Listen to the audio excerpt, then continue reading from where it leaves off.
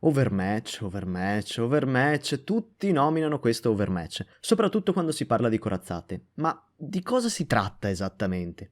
L'overmatch è una delle meccaniche di gioco fondamentali di World of Warship ed il suo scopo di base è quello di impedire a proiettili AP di grosso calibro di rimbalzare su piastre corazzate molto sottili.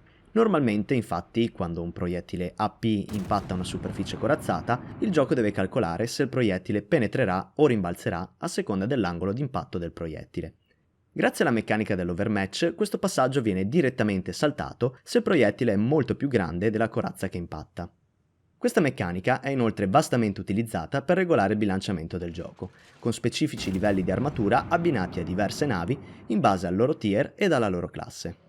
L'overmatch è il motivo per cui una Kongo, con i suoi cannoni da 356 mm, riesce a passare senza alcun problema attraverso i 19 mm di prua di una New York, ma al contempo non riuscirà a fare lo stesso contro i 26 mm della prua di una Colorado.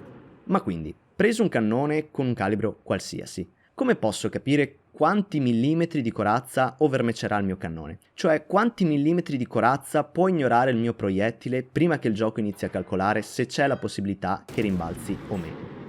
La risposta si può trovare molto facilmente dividendo il calibro del cannone per un valore fisso, comune a tutte le navi del gioco: 14,3. Se il proiettile AP è più grande di 14,3 volte la corazza che vuole penetrare, allora l'overmatch entrerà in azione permettendogli di passarci attraverso senza ulteriori calcoli.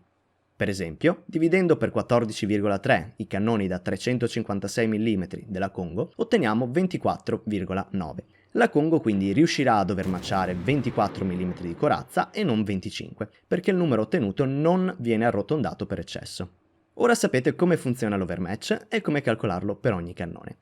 Per semplificarvi la vita, però, ora vi mostrerò una tabella con alcuni dei livelli più comuni di corazza e con indicato il calibro minimo per overmatcharli.